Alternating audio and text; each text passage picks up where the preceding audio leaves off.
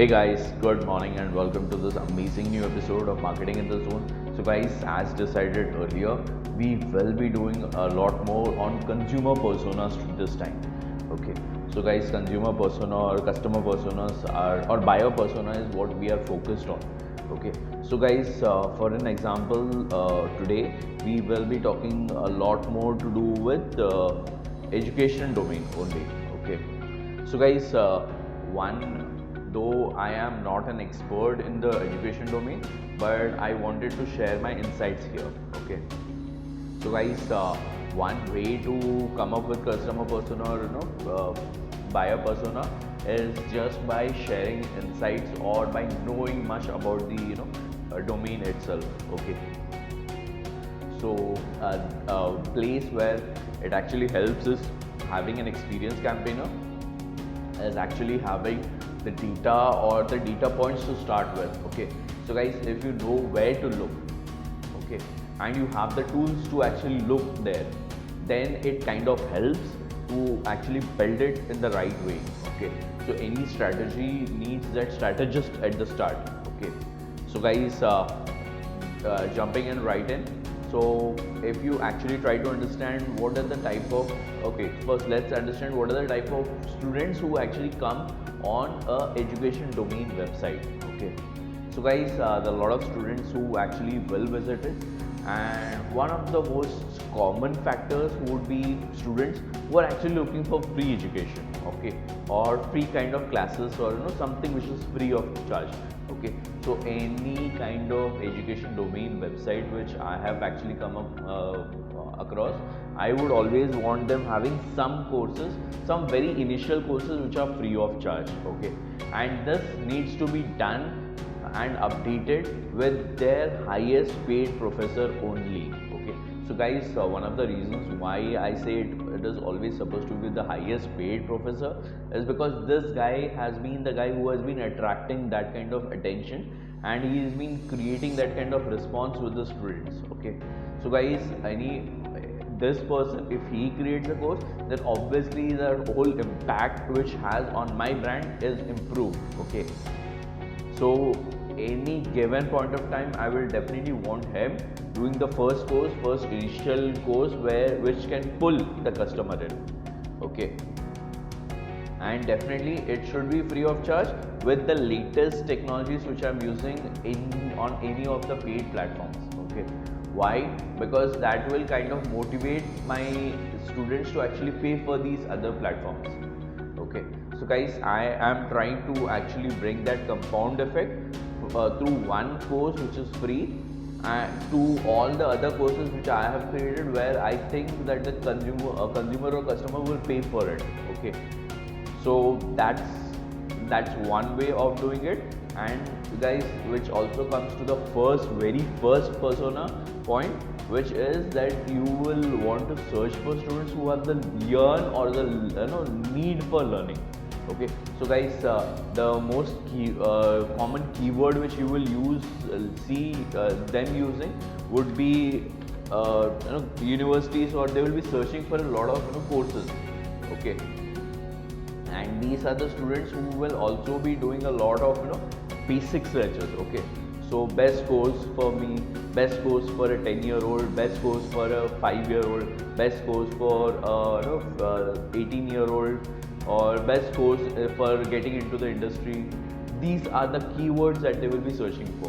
Okay, so guys, whenever I speak of any keyword, I always go to seed keyword. Okay, the keyword which started all of this. Okay, so the keyword which starts this is course or universities. Okay, and guys, so these are the students. This is the first persona, guys. Okay, then we will have to further kind of bifurcate, and we will get to that. Okay, so this is the first condition for that persona. Okay, then there are students who are very competitive in nature. Okay, so these are students who would like to see on the very first page how other students are faring or how they can compete with them. Okay, so guys, for these kind of students, you should ideally have the first page with a big banner image having your top students with the top scores that they have till now. Okay, and these should not be there based only on their academics, or their availability. Okay, so it has to be a lot more detailed out. You can also have a gamification strategy here.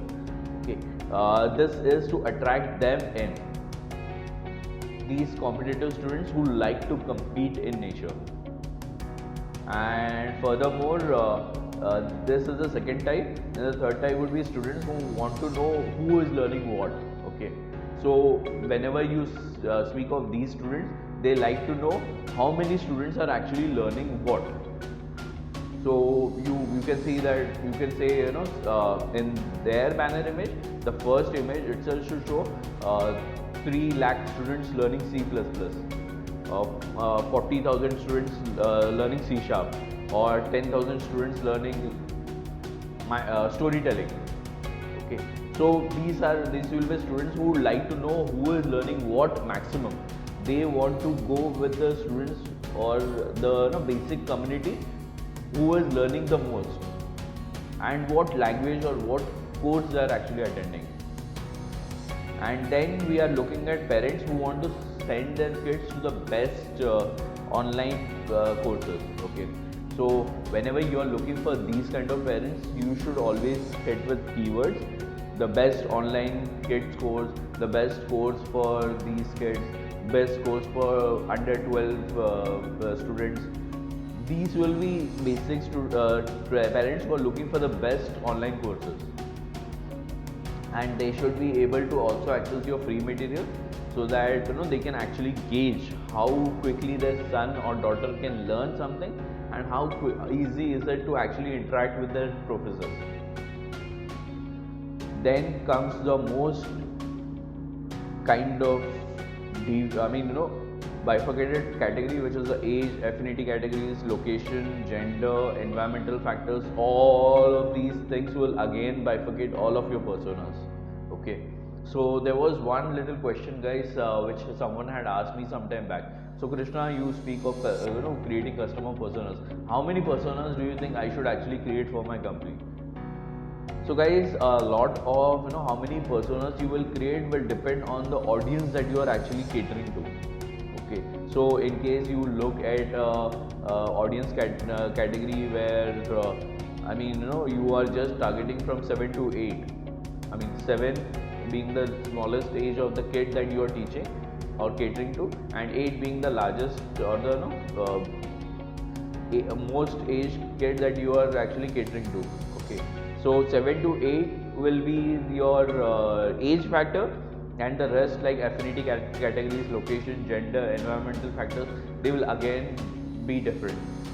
Okay, so a lot of this will be around 30-40 odd profiles I can easily look at, and it does not go that easy, guys. Okay, so when I created customer personas, I went as deep as 160 customer personas for a company some time back, and it was the most detailed out customer personas. Yes, once you have done creating all the customer personas, you can start clubbing them together and saying that these are the common factors which can ensure that once you hit this persona, then all these kind of custom personas which fall under this will again be kind of catered with the same page or the same detail. Okay, so guys, one more reason for creating that detailed custom persona is that when you're creating landing pages, it really helps because you have the right kind of material to cater to this audience, and they immediately convert.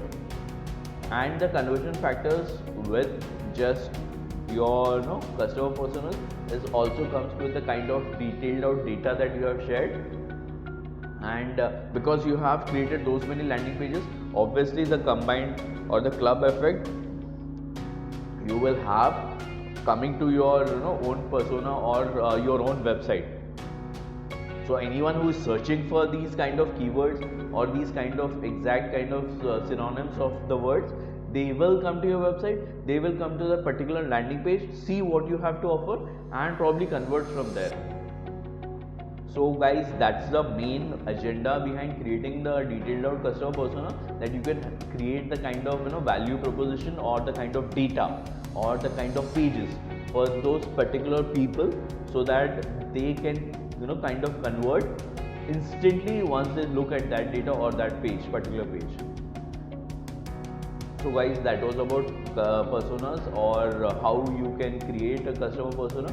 Now guys, this is just the kind of architecture or the kind of blueprint for this. Okay, so once you have this, your analytics can fill in the blanks and tell your leadership team or your higher ups why this persona has to be believed in, or what is actually what can actually be done once this persona is used for further kind of activities. Okay, so once you have this persona, you can fill it with Google Analytics data and present all of this in one format to your higher ups or your decision makers, so that they can probably exercise control and they can start asking people to create content to fulfill these personas.